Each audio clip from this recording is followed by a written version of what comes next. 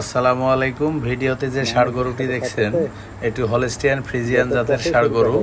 তো গরুটির আনুমানিক ওজন প্রায় 250 কেজি এবং খুব বদমেজাজি টাইপের গরু।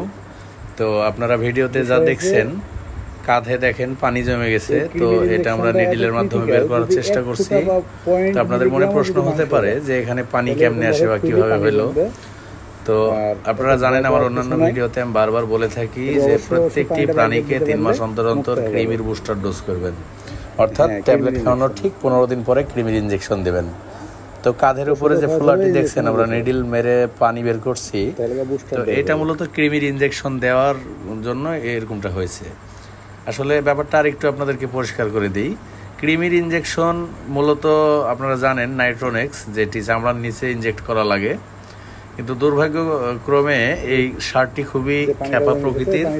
ইনজেকশন দেওয়ার সময় যে কোনোভাবে 0.1 মিলিগ্রামও যদি মাংসে যায় সেক্ষেত্রে এটি কোষ হয়ে ফুলে যেতে পারে। তো এর জন্য ভয় পাওয়ার কিছু নাই, অবশ্যই আপনারা ডাক্তারের শরণাপন্ন হবেন। আর এই যে দেখছেন ঠিক এইভাবে নিডিল দিয়ে ওখানকার পানিটা বের করতে হবে। এবং এখানে যে পানিটা জমে এটা খুব গরম এবং অত্যন্ত ব্যথাদায়ক। গরু কখনোই এটাতে হাত দিতে চায় না, মানুষে যখনই এটাতে হাত দিতে যায় তখনই সে ঝটকা মারে। আর দেখেন আমরা প্রত্যেকটি কন্টেন্ট কতটা কষ্ট করে কতটা রিস্ক নিয়ে আমরা ভিডিও করে থাকি, দেখেন কন্টেন্ট তৈরি করে থাকি।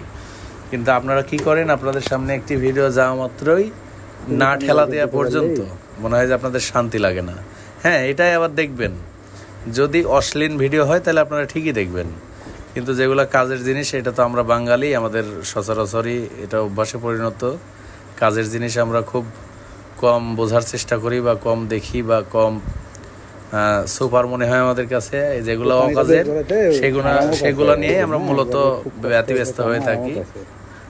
তো আপনারা জানেন প্রত্যেকটি প্রাণীকে 3 মাস অন্তর অন্তর কৃমির বুস্টার ডোজ দিতে হয়।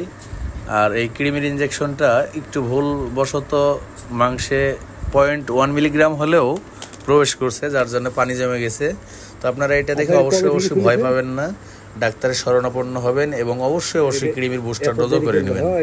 তা নাহলে আপনারা জানেন আমার অন্যান্য ভিডিওতে আমি বলে থাকি যে আমাদের দেশে দুধ এবং মাংস উৎপাদনের 55% নষ্ট করে পরজীবী, এর মধ্যে 45% একটি গরুর বডিতে বিভিন্ন স্তরের কৃমি এবং বাকি 10-15% হয় মশা, মাছি, উকুনাঠলি ইত্যাদি। এ মিলিয়ে মোট 55% উৎপাদন নষ্ট করে পরজীবী। তো এতটুক সাইড ইফেক্ট দেখে অবশ্যই আপনারা কৃমির ইনজেকশন থেকে আপনার গরুকে বঞ্চিত করবেন না, তা নাহলে আপনার গরুর বডি থেকে আপনি বুঝতেই পারবেন না 40% ব্লাড নষ্ট হয়ে যাবে। তো আপনাদেরকে অসংখ্য ধন্যবাদ আমাদের প্রত্যেকটি ভিডিও দেখে লাইক, কমেন্ট, শেয়ার দিয়ে আমাদের পাশে থাকার জন্য। এবং আপনারা গরু ছাগল সংক্রান্ত যে কোনো বিষয়ের জন্য আমাদেরকে নক করতে পারেন বা কমেন্টের মাধ্যমে বা ইনবক্সের মাধ্যমে কথা বলতে পারেন। আল্লাহ হাফেজ, ভালো থাকবেন।